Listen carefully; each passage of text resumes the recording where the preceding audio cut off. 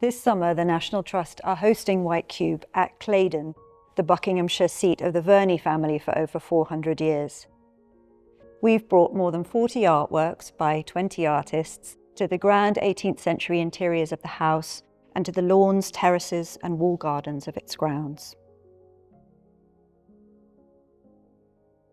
This great rosy gleaming hydra that's reaching out across the pool garden is Marguerite Humeau's sculpture, Rise, and it's actually derived from botanical forms, specifically from the parts of the grape flower. So what she's done is monumentalize the microscopic event of pollination. Humeau is thinking about the very ancient association of mankind and this plant or its product, wine, which goes right back to the origins of civilization and has played such an important part in moments of communion, coming together altered states which arguably have shaped human society. Some of the works that we encounter invite a kind of playful interaction, like this wind chime by Virginia Overton. She's taken the parts of a Ducati motorbike engine, sorted them by weight, and given each one a balanced counterweight. Virginia is co-opting the engine to create a very different sound. It's a chime that's activated by the wind that we're also invited to set in motion by hand.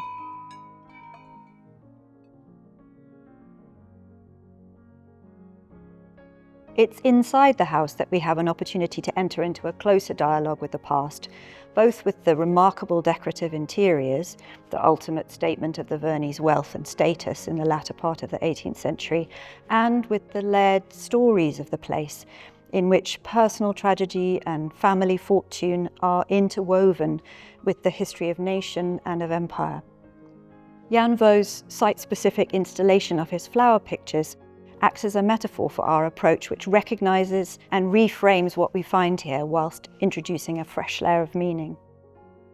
The imposing Neo-Palladian saloon is where we really are confronted with the family's proximity to power, where we see Van Dyck's portraits of Charles I and of his standard bearer, Sir Edmund Verney, who died at the Battle of Edge Hill in the English Civil War.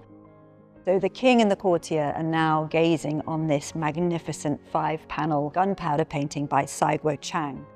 The work created in one detonation of coloured gunpowder and then partially destroyed or obliterated in a second explosion, which covers the scene with this black pall.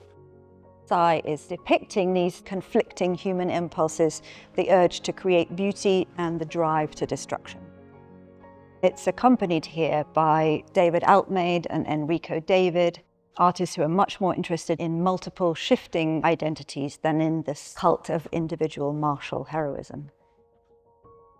This extraordinary, unbridled decoration is the work of one master craftsman, Luke Lightfoot, and Rachel Kneebone seems to have swept and stacked all of his Rococo flourishes up into her delicate porcelain sculptures, piling them almost to the point of collapse.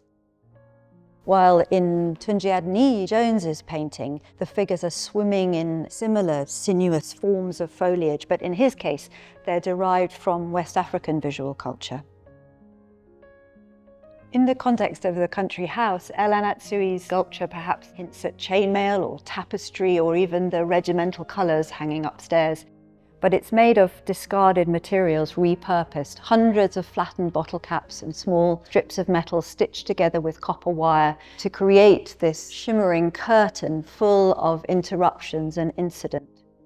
Each bottle cap bears a profile, and among the many likenesses of the powerful here, we could read these countless anonymous heads as a tacit reminder of the collective labour underpinning Claydon's opulent interiors. The decor rises to further heights of fantastic exoticism in the Chinese room, where it's matched in spirit by Rakib Shaw's contorted human-animal hybrid sculptures and by the imaginative visions of Minoru Numata and of Julie Curtis. There's a more intimate register on the upper floor, despite the grandeur, and it's here we tune into the more personal histories, the intermittent flickering of Kerith Wynne-Evans' chandelier sculpture, suggesting an almost mediumistic reception of messages from the past. Works by Singer-Sampson and Tarwook punctuate the enigmatic family portraits, and what was once the bedroom of Florence Nightingale becomes a dreamlike site of psychological intensity. Overlooked by Tracy Emin's embroidery of a nighttime visitation, surrealist sculptures by Mona Hatoum and Julie Curtis hint at the hidden and sometimes troubled, intimate histories of Claydon's women in particular. This is an opportunity to see contemporary art outside the controlled neutrality of what we often call a white cube space, in dialogue with nature and with the makers and the cherished objects of the past. We hope it will cast a fresh light both on this wonderful setting and on the artworks we've placed here, making for a richer encounter.